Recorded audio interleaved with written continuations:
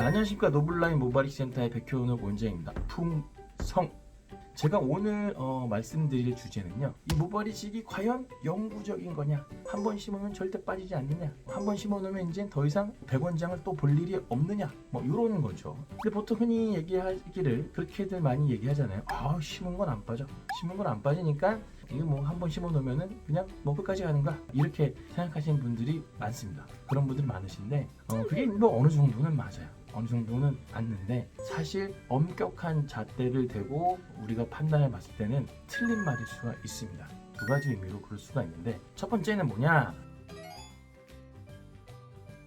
맞아요. 이 뒤쪽에 있는 모발 앞쪽에다 옮겨 심어놓으면 잘 안 빠져서 심어놓으면 죽을 때까지 어느 정도 갈 수 있지만, 문제는 뭐냐, 다른 모발들, 심은 모발 말고 나머지 모발들은 탈모가 계속 진행이 된다는 거예요. 그러면 어떻게 해야 되겠어요? 심은 거는 거의 그대로 있고 나머지는 탈모가 진행이 되니까 빈 공간이 좀 생기고, 뭐 여기는 모발이 있는데 뒤쪽은 없고, 이런 상황이 발생을 할 수가 있다는 겁니다.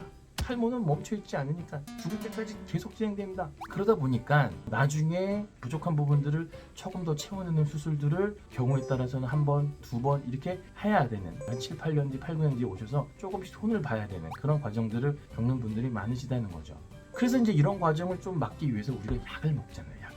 피나스트레이드나 두타스테리드 같은 남성용 탈모를 속도를 엄청 많이 낮춰주는 이런 약을 먹긴 하지만, 속도를 낮춰준다 뿐이지 완전히 스탑을 시키는 건 아니라는 거예요. 그렇기 때문에 약을 드시면은 저를 다시 보러 올 가능성이 좀 낮아지고 기간도 좀 길어지긴 하지만, 완전히 100% 막을 수는 없기 때문에 이 모발이식 하고 나면은 어느 정도 나중에 조금씩 손보러 오셔야 될 가능성이 있다는 거를 꼭 염두를 해 두셔야 됩니다. 그리고 두 번째,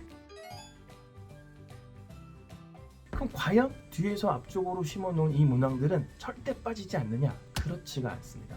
물론 나머지 이쪽 부위 있잖아요. 이 탈모에 영향을 많이 받는 앞쪽이나 위쪽에 비해서는 진행 속도가 엄청 느리긴 하지만, 사실 뒷머리도 머리숱은 조금씩 줄어들어요. 정상적인 노화 과정을 겪는 사람들은 다 어느 정도 뒷머리도 숱이 조금씩 줄어듭니다. 사실 이게 앞머리 빠지는 속도에 비해서는 속도가 확실히 느리기 때문에 거의 빠지지 않는다, 이렇게 표현을 하긴 하지만, 그래도 거기도 머리숱이 줄어들기는 해요.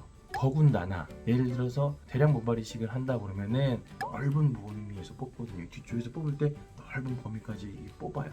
우리가 뽑은 부위잖아요. 뽑은 부위가 탈모에 영향을 받는 단계가 온다, 이러면은 거기 있는 거 뽑아서 옮겨 심어놨던, 앞에 심어놨던 그 모발도 이제 빠지기 시작을 합니다. 그래서 저희가 가장 안전한 범위 안에서만 뽑거든요. 그래서 저희가 그걸 세이프 존이라고 이야기를 하지만, 그 세이프 존이라는 게 사실 아주 완벽하게 세이프한 그런 존은 없어요. 상대적으로 덜 위험한 모발들을 주로 뽑기는 하지만, 그래도 탈모 진행 속도가 빠르고 탈모가 뒤에까지 이렇게 넘어가시면은 거기서 뽑은 모발들은 빠질 수 있다. 그래서 나중에 조금 더 손을 봐야 될 수도 있고, 저를 또 한 번 또 보러 오셔야 될 수도 있다는 거, 그렇게 생각하시면 될 것 같습니다.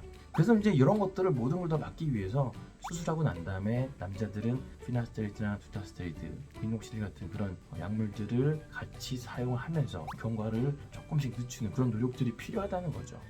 자, 이번 시간에는요, 이 모발이식이 과연 영구적이냐, 여기에 대해서 좀 더 심도 있는 그런 이야기를 나눠봤고요. 꼭 그렇지 않을 수 있다, 그렇기 때문에 나중에 저를 또 보실 수도 있고, 그래서 관리가 필요하다라는 거 꼭 기억하시고 다음 시간에 뵙도록 하겠습니다. 풍성.